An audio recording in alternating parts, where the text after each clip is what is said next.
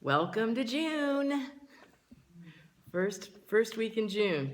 And as I think about June, I think about graduations from the little tykes, and the kindergartens on all the way up to all those celebrations that are happening as one progresses through the academic fields of life. And so I chose as our theme for this month, spiritual maturity. Because we are moving up not so much through the ranks of academics at this point in our life, but we are moving up through the ranks of consciousness, of spiritual maturity. And that's what I'd like to have the whole theme of this month be about. So we are raising our consciousness to a higher level than we have cognizantly experienced in ever before in our lives. I think that most of us will agree, I just want to set the groundwork here, that there is one power, one presence, one divine energy, one source, God, love, whatever you want to call it. That might be the best word, it. That is first cause. It is the generative, the thing that begins everything, right? And it is all. It's all there is. And so, of course, we equate that then. If the God and love and energy and source is all there is, then that's what I am too. That's what everything is. That's what we all are. We can shake our heads and we say, yeah, we got that. And yet, how many times do we live from that knowing, from that accepting? Yeah, I'm seeing heads shaking no too. It's a tough thing to remember to do that at every moment in life. Why? Because we have these wonderful, they really want to be supportive, thoughts that are floating through this head all the time. They're just telling us this or telling us that or chatting away. And so we listen to it. We listen to those things because they're right there screaming in our face. And so it takes more of an effort to put those thoughts aside, to put that egoic mind aside, and listen with intentness to that still small voice that is within us. I'm going to take a little break. Do we have the air on? I think we could use the air. Maybe I'm just having a hot flash. Could we use the air? Okay. So I think that it's important in life that we consciously hit the reset button. Consciously recognize that, okay, I've got all of this stuff that has happened in my life, and I can remember. I was thinking the other day, I can remember stuff that happened when I was 3 years old and 4 years old, and it's still with me. Well, guess what? It's time to, what our topic is today, empty the vessel. It's time to let go of all this stuff that has filled us up to the brim so that we can be then available and accessible to have this spirit that is ever indwelling us, that ever wants to give newness to us, that capacity. We have to let go of all the stuff that we think we know. Let go of all of the expectations, the judgments, even the likes, even the stuff that we want to, as Michael Singer would say, cling to. We don't want to cling to the good stuff because there's more good. So we are emptying this vessel today to know that there is more good coming my way. I can let go of all of my judgments, expectations, so that I have room for the newness, for the growth. It was perfect this morning. I don't know how many of you have Wayne Dyer's little perpetual calendar. I turned it over today, it said, "Be totally empty. Let your heart be at peace." Kind of perfect. Thank you, Wayne. Be totally empty and let your heart be at peace. Isn't that what we are striving for, is to let our hearts be at peace? Many times we think, oh, if I might just have my mind be at peace. Just set the mind aside and let the heart be at peace. I have been reading a book that one of my best friends loaned to me. It's called Braiding Sweetgrass. And I'm just getting into it, but there was a segment in it that I thought was relative for today. She's talking about the nutritional value of a nut. She's an environmentalist, actually. And she talks about that hard shell on the nut protects the embryo within. And so she wrote, the only way through the shell, that harder shell, is a lot of work. And a squirrel would be unwise to sit gnawing it in the open, where a hawk would gladly take advantage of its preoccupation. Nuts are designed to be brought inside. I was equating that to this outer shell that I have. I'm the nut. We all are the nuts. Oh, that reminds me. My grandmother always used to say, the nuts will never be dead. I'll tell you the reason why. The little ones, they grow up before the old ones die. And you did. I didn't have that in my notes, but if you can consider ourselves, this being that we are, as i.e. the nut, we have this outer shell. We have this shell that we've developed that we think is protecting us.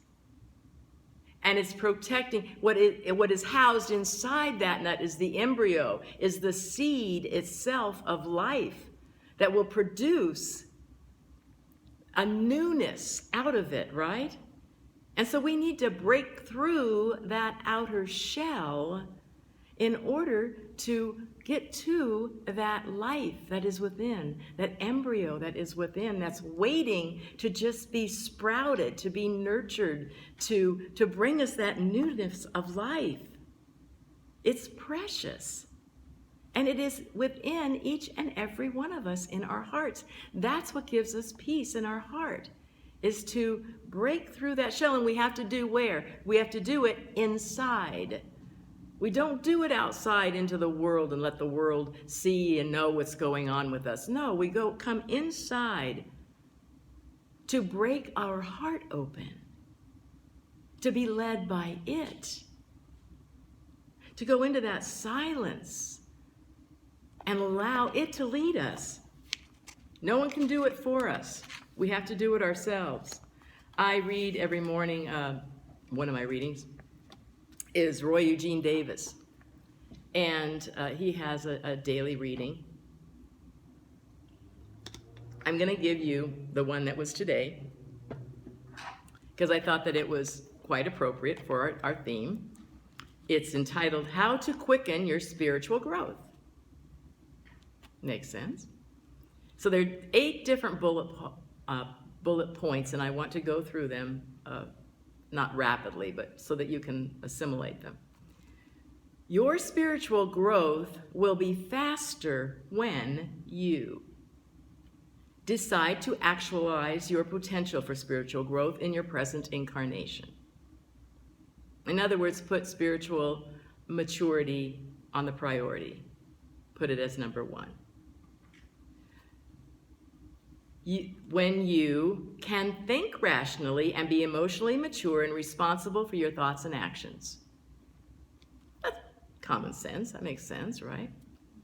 When you acquire knowledge that will enable you to live effectively, be radiantly healthy, and nurture your spiritual growth, and use it.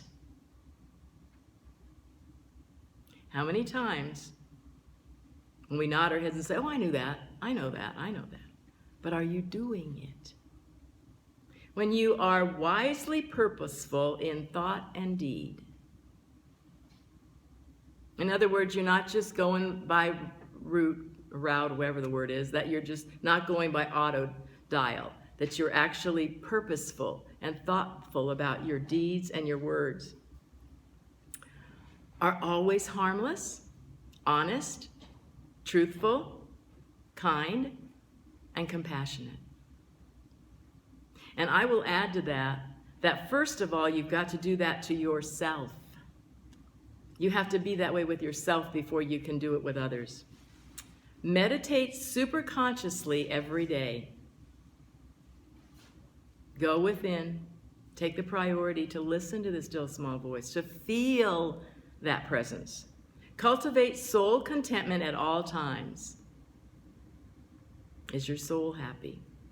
Harmoniously blend the spiritual, mental, physical, and environmental aspects of your life. Harmoniously blend them.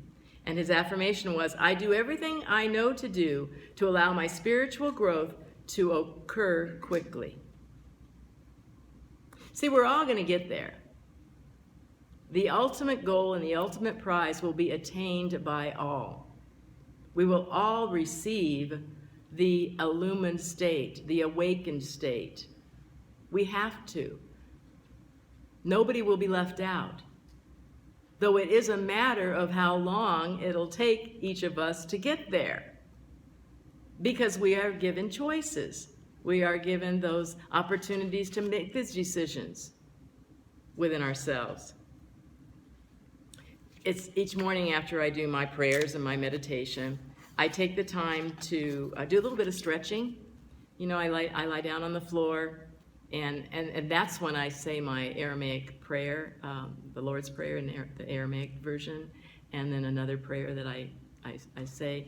And I used to count, you know, when I lie down on the floor and then I take my leg, because I get this sciatica thing going, and so I need to stretch that muscle right back there, you know, in your butt. And so I bring it over to the side, and then I start saying my prayers. But what's interesting is I recognize that I have to, the first thing I have to do is relax. And it's amazing how when you're going to the intention of saying, okay, just relax, relax. You have no idea, you know, how tense you are just thinking that you're lying down there really relaxed, and you're not. And so I go through that technique, first of all, of just sinking into the carpet, just letting everything go. And when I do, I feel that wonderful, quote unquote, burn of pain that stretches that muscle. And then when I do the other side, it's funny because one side, I feel the pain. The other side, when I stretch it out and I relax, again, the right side's a little tighter. And when I relax it, it's inevitable that my back pops.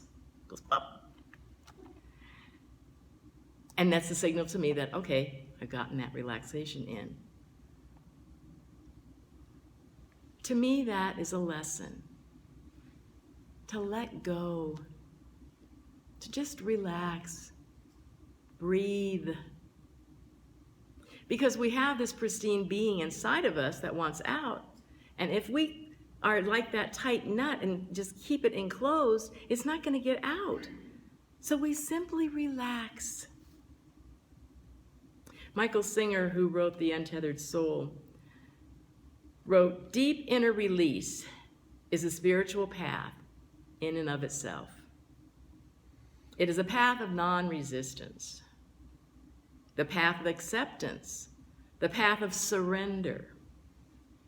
The key is to just relax and release and deal only with what's left in front of you. Oh, wow. How many times does that racing mind, jump, a day, an hour, a week ahead? Just deal what's in front of you. You do not need to worry about the rest. If you relax and release, you will see that it puts you through tremendous spiritual growth. Learn to stop resisting reality, and what used to look like stressful problems will begin to look like stepping stones of your spiritual journey.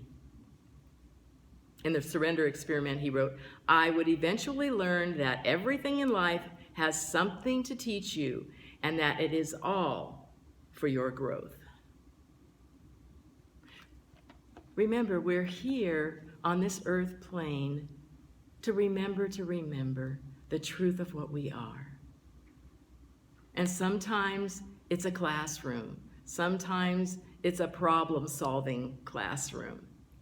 And remember that those problem-solving lessons are nothing that is beyond our capability of handling. We've been reading in our other book study is Joel Goldsmith. And I love the way the two of these authors have dovetailed one to another. Joel tells us we cannot approach God through the mind. We must let go of God and let God use us. But it is only as the old man in us dies that the new man can be born. It is only as we change our outlook that spiritual harmony can begin to function in us and as us. The dying is the emptying of the vessel, and we need to die, let go on a daily basis so that we can be reborn again. So what's going on here? I think there's mainly two things going on. First of all, number one, school is never over. School is never over. I know we want to recess, we want to break.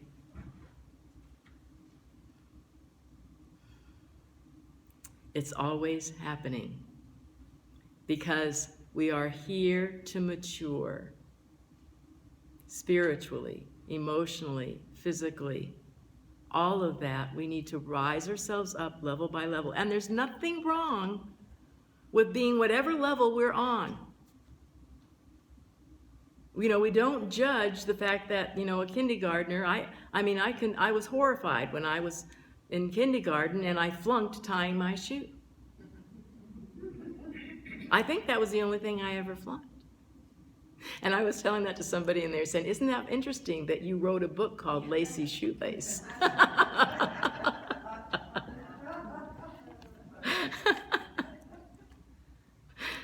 Life is always giving us lessons. And in my thinking isn't it better to be able to laugh and chuckle at those lessons and those problems? Because eventually we're going to get them. The second thing is, I am not a human being.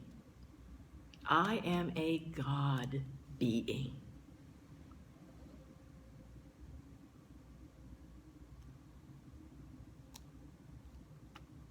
We all are. We are all God being. Whole, pristine, pure. And when we can see with those eyes, feel that love that is coaxing us, encouraging us, telling us to take off the training wheels, that you can do it. Listen to it. Listen, as we heard Cahill and Delene sing. I'm listening. Listen. And then heed. Take heed. Follow through and do what that still small voice is encouraging you to do. That's how you are reborn. That's how you let that seed of life that is within you develop. Come forth as only you can. It's unique. It's going to be perfect and beautiful and just like you are. Nobody else. Now, how great is that? Have a fun and beautiful and absolutely fabulous day and coming week. Many blessings to you. Love you. Namaste.